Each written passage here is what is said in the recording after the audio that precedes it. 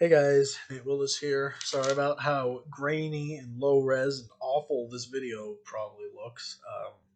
Hopefully the microphone sounds relatively okay. You can actually hear me. I was going to be recording this on my phone, but pretty much ran out of storage, so I just decided to go ahead and quickly record this on my laptop. Record this quick little vlog here because I would like to talk about sort of my first impression thoughts, I guess, on the new Citizen Soldier album. This isn't like a full, proper, formal review or anything like that, although I got the idea to do one after listening to the album, and I thought, maybe it would be cool to try that idea out. I've never reviewed songs or albums before. So I actually started writing a script. Whether or not I'll ever actually finish the video, well, don't know quite yet. But I guess if that video never happens, this video exists. But I just listened to the album in full. I've listened to some of the songs in the album several times before recording this, obviously. But the actual full length album just dropped like a couple days ago. And as many of you probably already know, not all of the songs from the album were released prior to the album's full release. I believe three of the songs from the album were not released until the day the album came out. And the album is called This Is Your Sign, Part 1. Obviously, Part 1, so it's the first half of a dual album sort of thing. Not really a double album like Pink Floyd's The Wall, because this is two separate albums that I guess follow like the same kind of story or the same themes. Whereas a double album like The Wall is something where you have two discs as part of one giant album, but it's so long that it has to be comprised into two discs that both function as their own. You could listen to like one disc as a full album. Um, most of you, why am I rambling about this? Most of you probably already know what a double album is. But yeah, so it's an interesting one. Um, yeah, so I personally do believe that it is a good album. It's not my favorite album by them. I do think it's probably their best work, though, so far, especially when it comes to the songwriting area, but it's not my favorite album by them. That would be down the rabbit hole, and I'll get into the reasons for that. So there's a fair amount of extremely solid songs. I mean, the album opens with a really heavy track called Isolate, which is, a good practice in writing albums. I generally think it's a good idea to have the album open with a heavier or more upbeat sort of song to get you, get you in the zone, get you ready, get you pumped for it. The world, sorry about that. I was hearing noises. Um, and it's interesting because there are plenty of heavier songs in the album. There are also plenty of less heavy songs. There's like two, you could sort of call them acoustic songs. Some of them have like piano and strings. One of them has like electronic drum sounds during the chorus, I believe. But I'd still consider them to be acoustic songs because they have a very acoustic sound to them, mostly using acoustic guitars or strings. Um, but yeah, and it's interesting. Like I said, when it comes to just the songwriting, the lyric writing, the melody writing of said lyrics, I think it's their best work so far. But there are a couple of decisions that they made that did irk me a little bit, but that's more things related to my own personal tastes than they are to like the actual quality of the album. Um, Firstly, the vocalist, Jake, I think his name is.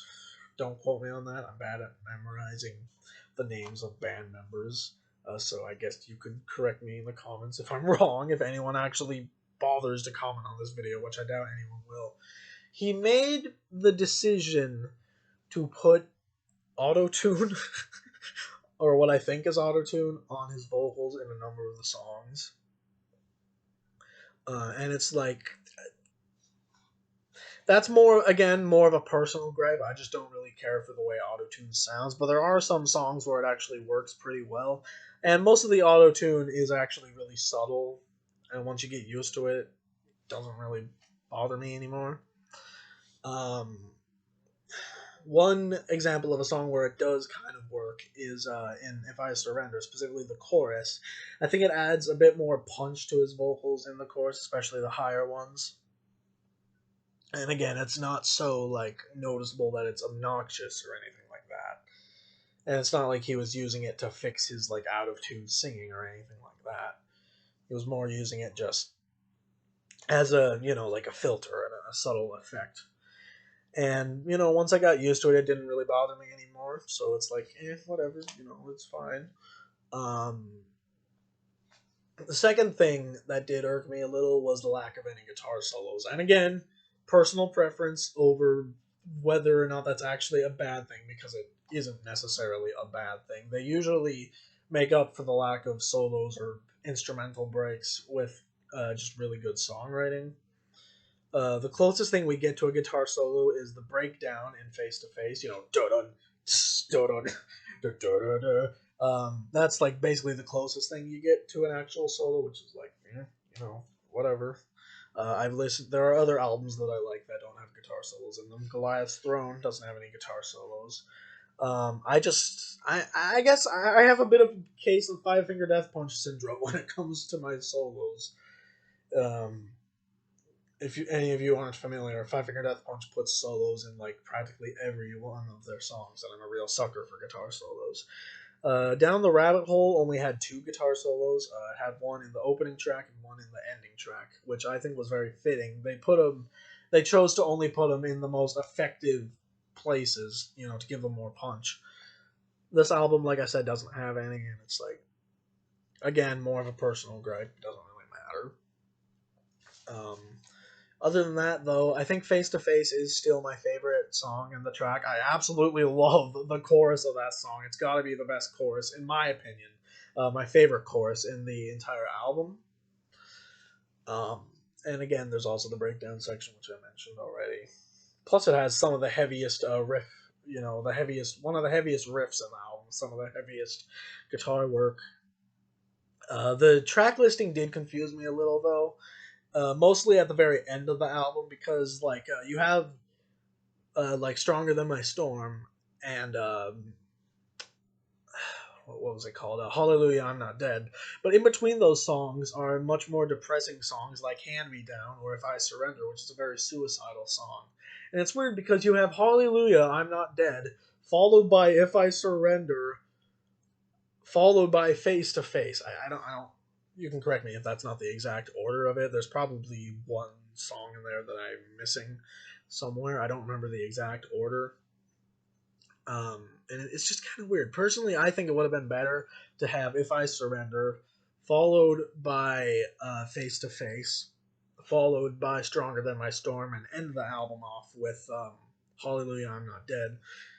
Because I don't know, I think it would be a good way to end it. Just like, oh man, I got through everything somehow. I am still here. And plus, I believe it was actually the first single that was released before the album was released. So, kind of fitting, coming full circle, if you will. Either way, though, that's probably the only thing I would actually change about the album is that track listing I just mentioned. Even the fact that it doesn't have any guitar solos or that it uses auto tune, I don't think I'd even change that.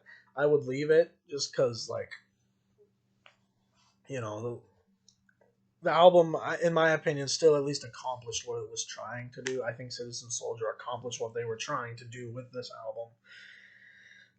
I don't know what part two will be like. I'm sure it'll probably live up to this one. This is Citizen Soldier we're talking about. But yeah, so all in all, I think it's a pretty solid album. Probably their best work.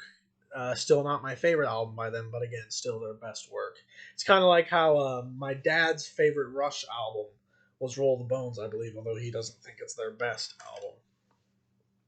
Although, the way, this video is only like 1 minute shorter than my other take I tried doing, so whatever. We'll see if I end up. I'll go more in depth, analyze the tracks a bit more if I actually do a full proper review. If I do a proper review, I'll talk about everything. I'll give a little bit of background on the album.